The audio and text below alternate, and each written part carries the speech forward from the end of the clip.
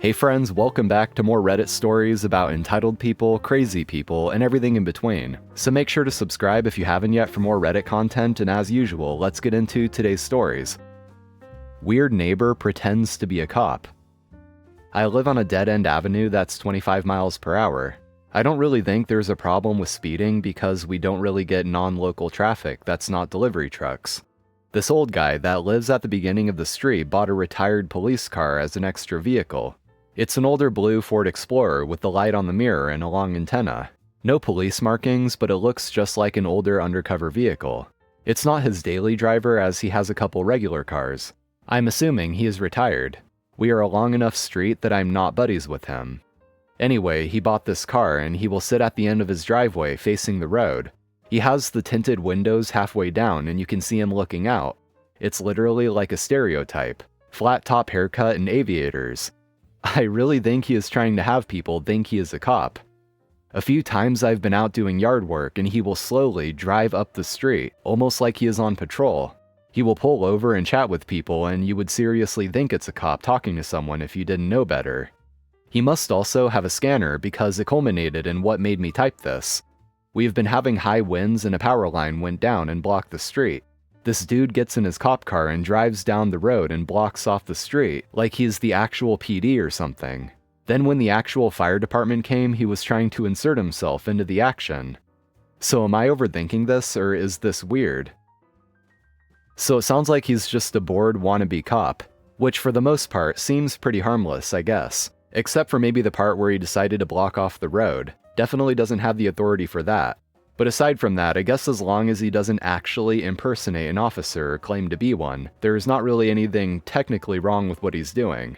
Just kind of a silly roleplay to act out his fantasies of being a cop, I suppose. If anything, it just makes for a bit of entertainment in the neighborhood. As long as he doesn't try to assert authority over anyone, that's where I draw the line. Parents on plane try to guilt trip me into giving up my pre-booked window seat because their kid is throwing a tantrum. I was on a domestic flight and I'd specifically booked a window seat because I love looking out at the view. It's one of the few things I actually enjoy about flying. After I settled into my seat, a family boarded. A dad, a mom, and their little girl who looked about 6 years old. The dad had an aisle seat, the mom was in the middle, and the kid was supposed to sit in the other aisle seat. Everything seemed fine until the girl realized she wasn't sitting by the window. She immediately started complaining, "I want the window, I want the window." Her parents tried to calm her down, but she quickly escalated into a full-blown tantrum, crying and yelling about how she wanted my seat. At this point, the dad leaned over and asked, "Would you mind switching seats with her? She's just a kid." I politely explained that I had booked the window seat in advance because I really wanted to enjoy the view. The dad insisted, saying it would be nice of me and that it wouldn't hurt to switch. I reiterated that I understood his frustration, but I didn't think his daughter's tantrum was a valid reason for me to give up a seat I specifically reserved. He sighed and tried to push further, but I stood my ground.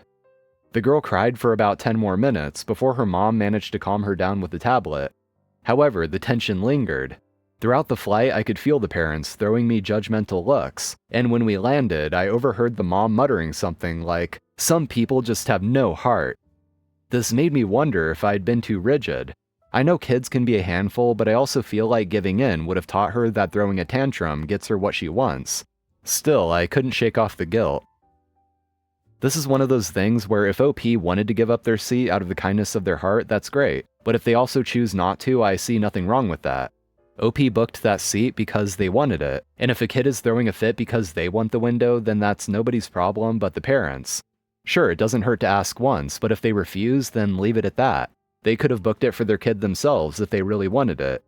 I mean, let me know in the comments if you feel otherwise, but I feel like this is a self-centered parenting mindset, where everyone else has to be inconvenienced to cater to their kid. And if they don't, then they're selfish and heartless, and all they can do is place blame on random strangers for not having the same kind of empathy for their kid as they do.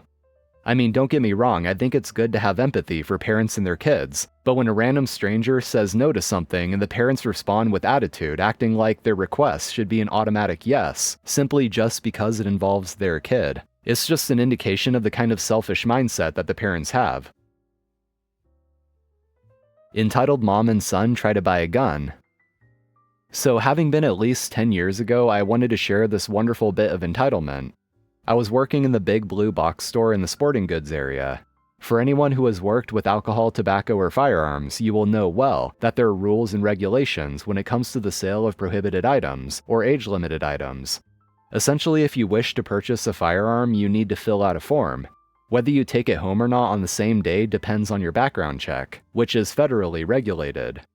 One such night, the sketchy-looking dude comes in and wants to purchase a single-shot children's rifle, talking about wanting to take his kid out to shoot and whatnot. Whatever, I am not one to judge. At this point, the form is computerized, so I get it started, fill out my part, and swivel it for him to answer the questions. He does so, no biggie. It comes back to me. I fill out a few more items before sending it to NICS, not to be confused with Naval Crime Investigation Service. They take the info presented and it comes back delayed. Odd. This rarely happens, but if it does, I have to wait for them to call back later saying either proceed or deny the sale, usually about less than a week. I tell the guy this and he is upset. I tell him that I absolutely cannot, will not, sell this gun without their express approval. He leaves and I think nothing of it. An hour or two later, a lady comes in wanting the same gun. She says she wants to get it for her grandson. I think literally nothing of it until I ask for her ID, and she presents me with her driver's license and a license to carry concealed weapons. Under normal circumstances, if a customer presents this to us, we fill the form out, make a copy of both licenses, and send you on your way. Now, not only did she want the same firearm, she had the same name and address as the guy who was delayed earlier. I inform my manager and he tells me to fill out the form but deny the sale as a potential straw purchase. If you don't know what this means, allow me to inform you. A straw purchase means you are purchasing a firearm for someone other than yourself, who may potentially be not allowed to own firearms per law. Doing this can not only land you in federal prison for up to 10 years, but you can also be fined up to $10,000. And not just the purchaser, but the seller as well. Not to mention the store can lose their license to sell alcohol, tobacco, firearms, and ammunition. All of that said, I take the licenses, make the copy, and print the form. I then inform the mother, yes, it was confirmed his mother, that we cannot sell either of them any firearms or ammunition, as they tried to defraud the system to illegally purchase a firearm. She lost her mind at me and asked for my manager, who had my back and said that neither he nor any of our other associates would be allowed to sell them firearms or ammunition. Unfortunately, I had to call our other area stores to inform them of these people and that they were not allowed to purchase firearms or ammunition. I never did find out any other details, but I like to think at least he didn't get a firearm to potentially threaten anyone. Detaining pool party trespassers until the police arrive. I have a house with a pool that I rent on weekends or throw parties. The pool is in the backyard with an outdoor kitchen. Friday I went to the market to buy drinks, meats, and various things, because Sunday there would be a party in this house, so the fridge had a lot of things. On Saturday, my brother called me asking if I had rented the house this Saturday for someone, and when I said no, he informed me that he passed by and heard very loud music in it, in addition to several voices. I asked him to meet me there and I went with my husband. There were about 20 people enjoying the pool, drinking, and having a barbecue with my stuff. Apparently they used a ladder to jump over the wall. The wall had a broken fence and will be replaced tomorrow. It's the only wall that faces the street. When they saw us, they started to get even more desperate that my brother had the ladder. They tried to escape, but we kind of protected the wall.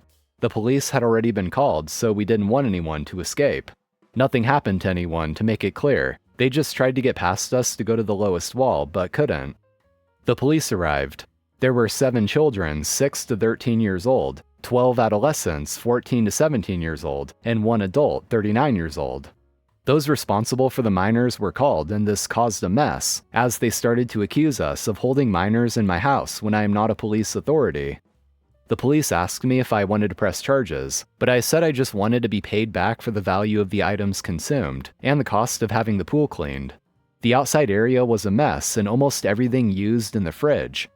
The adults began to say that just scolding from the police would be enough, and that I know how stupid young people can be and begged me not to charge that amount, as most of them were extremely poor. I stood by my decision, saying that they would have to pay for the damage, otherwise I would press charges against everyone. I heard a lot of curses, but today I received the full amount of what they owed me. Scammed a fake sugar daddy. A few years ago, I was testing the dating waters online. Anyone who presents as female knows damn well that just existing as such invites a whole lot of weirdos and scumbags. Most of the time you block and move on without a blink. A really popular scam is these dudes pretending to be sugar daddies.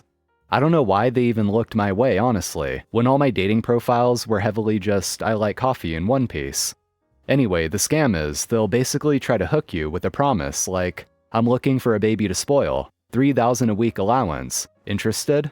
And the scam comes when they say they need money from you to finalize some transaction, or confirm your bank account is connected, or even just to prove you're trustworthy of sending money back to. Some even say they need your passwords and login info, so they can log in and transfer all that sweet baby cash over.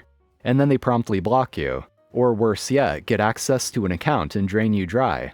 Super embarrassing, scummy crap. Anyway, I had some dude message me the whole, I'll give you $10K a month to be my baby. And I don't know why I didn't immediately block this one. Maybe it was a boring day at work, I can't remember where my head was exactly. But I do remember being curious if he'd basically stick to the same damn script every other idiot like him stuck to. And he did, for sure. I wasted his time a while. Just crap like, oh wow, that would be amazing. Oh, I can't wait to start living my dream lifestyle. Let's go on a cruise. Let's go on 3 cruises. Oh wow, diamonds, etc. Eventually he got tired of my yammering and threw down the gauntlet. He wanted me to send him $200 one time, so he knew I was serious. I responded with, oh, I don't know, that's a lot of money for me and this is a big deal. Can I make a counteroffer first?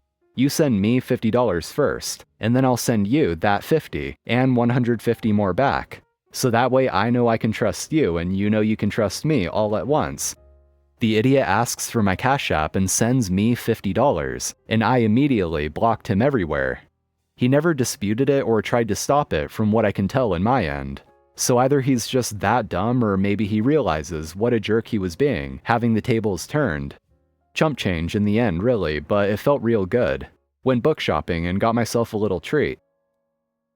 Alright guys, that's gonna do it for today. Thank you for watching, I really appreciate it. If you enjoyed today's video, be sure to subscribe to the channel if you haven't already for more Reddit content like this. And also make sure to hit that like button as well. So I'm out of here, have an awesome day everyone, and I'll see you next time.